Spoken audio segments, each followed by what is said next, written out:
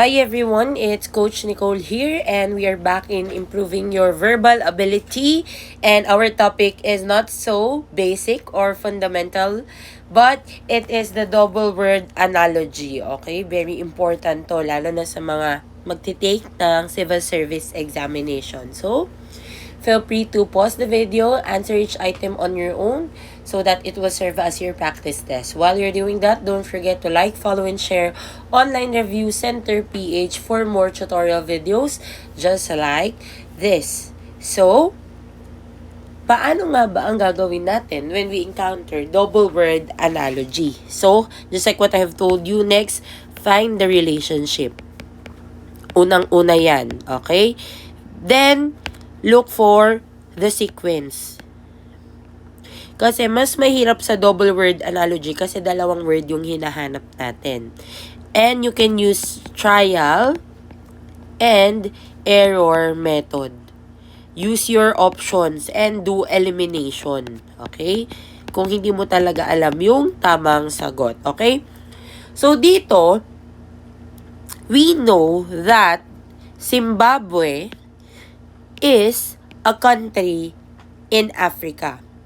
So, si Zimbabwe ay country, si Africa ay continent. So, ang hinahanap din natin dito ay continent at yung country ng continent na yon.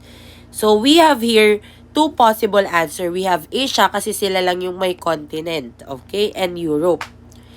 But,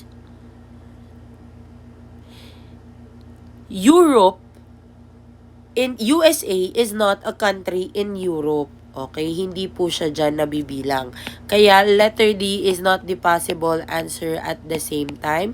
Si letter C din and si letter B. Now you have letter A as your correct answer because Philippines is a country in Asia. So siya yung country and then the continent is Asia. Next, number 2. UNICEF children as to blank is to blank. So, UNICEF is an international organization. So, it's an organization for who? For children. So, ang hinahanap natin dito ay yung organization at kung para kanino siya or kung para saan siya. So, among our option here, ang NC2, iba yan. That's for TESDA. FAT, wala din tayong ganyan. So, we are left with was and letter A and letter B. So, pwede sana maging sagot si letter A kasi water and sanitation. Pero kasi ang complete term niyan ay wash. Okay? Water and sanitation and health. So, yan yung wash. So, hindi rin tamang sagot si letter A. That's why the correct answer here is letter D, which is WHO or mas kilala bilang International Organization for Health. Okay? So, that's why letter D is the correct answer. Number 3. Lungs is to brain as to blank is to blank. So, if we will try to find the relationship of lungs and brain, they're both part of the body. Okay? So, dito, square and circle, pwede na natin tanggalin. Taste and air, not connected. Pero, mapapansin natin na hindi sila magka-connect sa isa't isa. Because, in double word analogy, pwede pong si 3 ay si word number 1 ay connected kay word number 3 at si word number 2 ang connected kay number 4. Okay? So, dito, si nervous system, connected ba siya sa lungs? Hindi po. Si endocrine system naman for brain, hindi rin po. So, pwede pa kung si brain ang sa nervous system. Pero kasi si endocrine system, mas kilala siya for hormones or hormone system. Siya yung in charge sa hormones. Okay? Now, you are left with the best answer, which is respiratory system or nervous system. Because lungs are part of respiratory system and brain is part of nervous system. That's why letter A is the correct answer. Maliwanag po ba? Okay, next, number 4. Quran is to Islam as blank is to blank.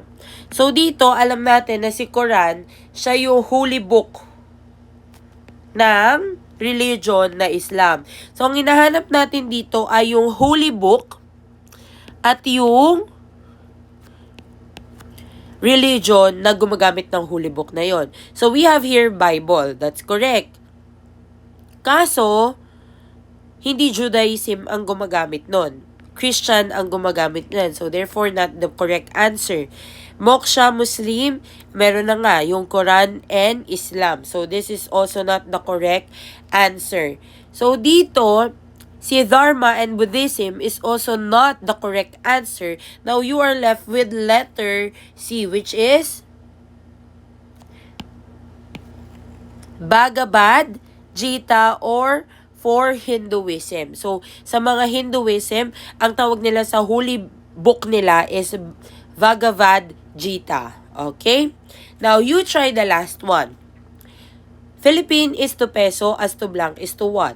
Okay? Is it letter A, letter B, letter C, or letter D? Don't forget to share your answer in the comments. At kung may tanong pa kayo, just comment it down para ma-review natin yung mga topics na kailangan ninyo. Thank you everyone and happy learning!